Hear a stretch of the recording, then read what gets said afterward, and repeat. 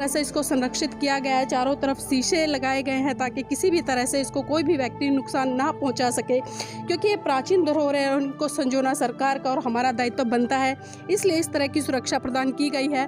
आइए आगे और बढ़ते हैं। साथ में चौखंडी स्तूप है वो दिखाई दे रहा होगा, और ये वही चौखंडी स्तूप है जहाँ पर महाकारुणिक तथागत बुद्ध जो पहले 5 परिव्राजक थे उनसे मुलाकात हुई थी, और उनसे मुलाकात के बाद आगे चलकर महाकारुणिक तथागत बुद्ध ने आज ही के दिन जो 5 परिव्राजक थे उनको धम्मो उपदेश देने का काम किया था।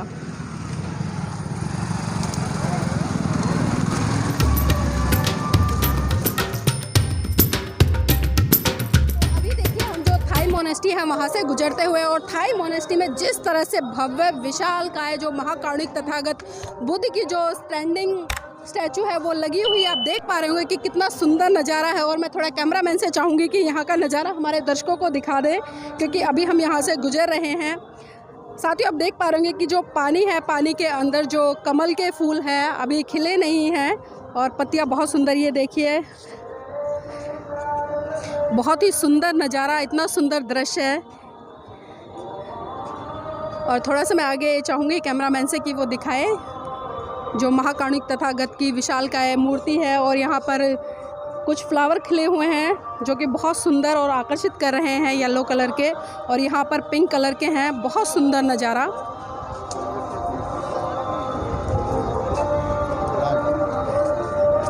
और मैं थोड़ा सा चाहूँगी कैमरामैन से कि आगे थोड़ा फोकस करें। आप देख पाएंगे कि जो धम्मचक्र है, जैसा कि साथियों आप सभी को पता है कि आज जो धम्मचक्र पवित्र दिवस है, और आज ही से जो पूरे विश्व में शुरुआत हुई थी धम्म की, वो यहीं से हुई थी। सारनाथ में जो पहले 5 परिव्राजक महाकारुणिक तथागत बुद्ध को मिले थे चौखंडी स्तूप के पास में, और उसी के पास में आगे चलकर जो धम्मिक स्तूप है वहाँ पर 5 परिव्राजकों को धम्म दीक्षा देने का काम महाकारुणिक तथागत बुद्ध के द्वारा किया गया था।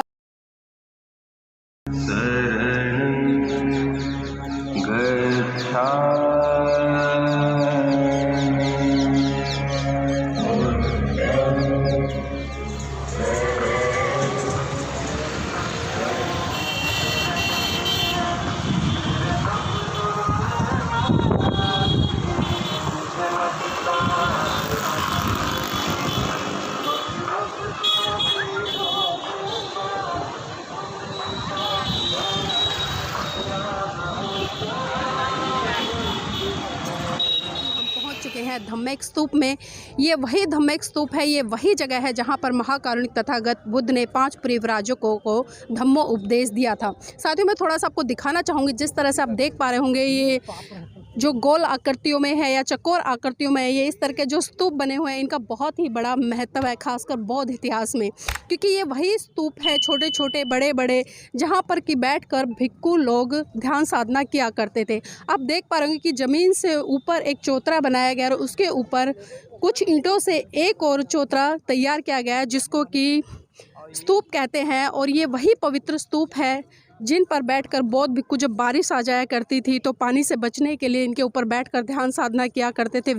तो देखिए आज इतनी ऐतिहासिक चीज़ों से हम आपको रूबरू करा रहे हैं, बहुत सुंदर नज़ारा आपको लग रहा होगा, और कितने सदियों पुराना ये इतिहास है, इसी से आप समझ सकते हैं। ये सारा इतिहास वो है जो खुदाई में निकला है, और भी बहुत सारा इतिहास अगर हम भारत में देखें तो जगह जगह पर जहाँ जहाँ खुदाई हो रही है वहाँ बुद्ध के अवशेष मिल रहे हैं। तो साथ ही इस सुंदर नज़ारे का लुत्फ़ उठाइए, और हम आपको जो लेके चलेंगे धम्मिक स्तूप की तरफ, और आगे जो धम्म कारवा बढ़ता हुआ भंते चंद्रमा जी के नेतृत्व में। धम्मं शरणं गच्छामि, संघं शरणं गच्छामि।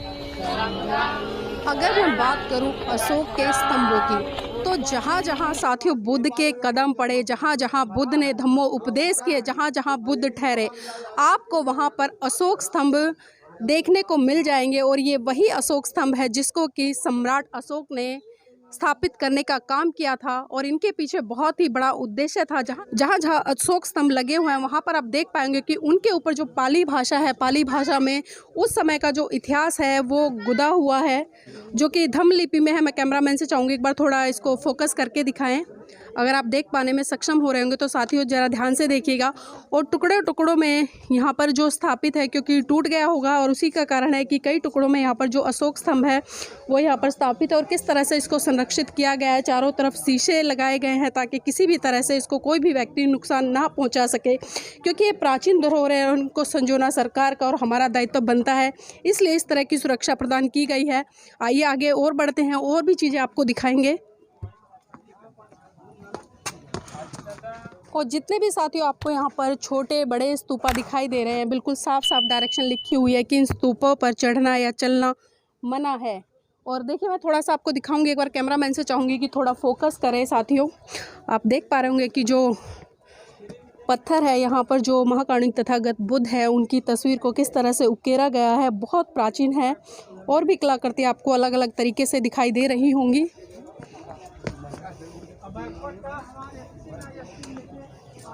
आप इस तरह की आकृतियों को, इस तरह की कलाकृतियों को देख के ही अनुमान लगा सकते हैं कि ये कितने सदियों पुरानी है।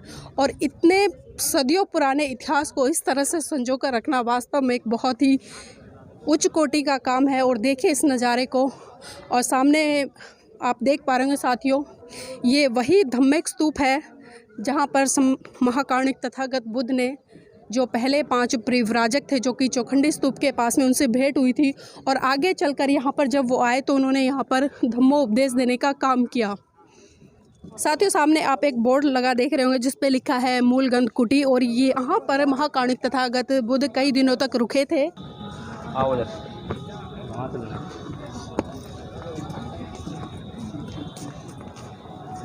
धम्मेक स्तूप है, उसकी परिक्रमा बौद्ध भिक्षु संघ के द्वारा की जा रही है।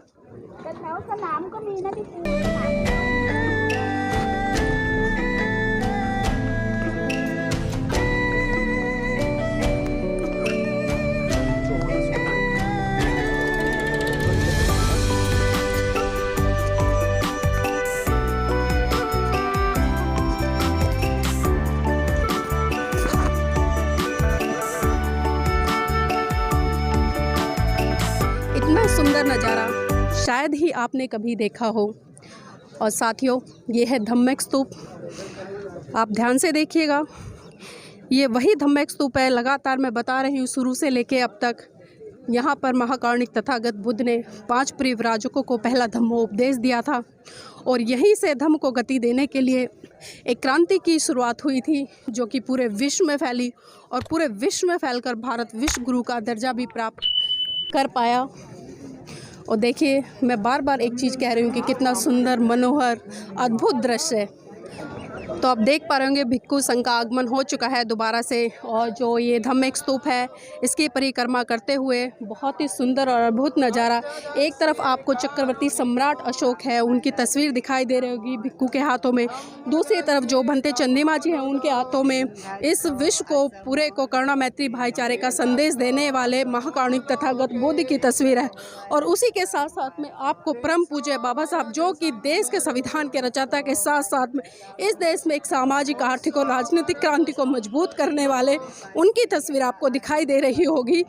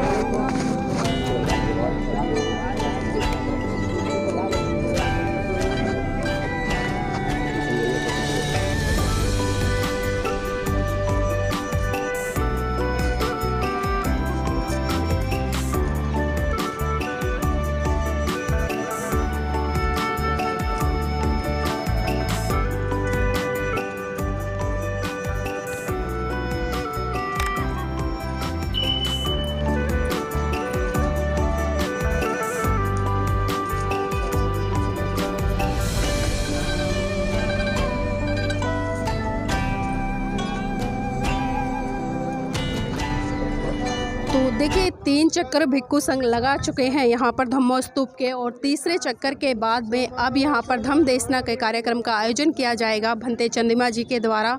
तो आप देख सकते हैं कि यहाँ पर काफ़ी संख्या में उपासक और उपासिकाएं भी मौजूद हैं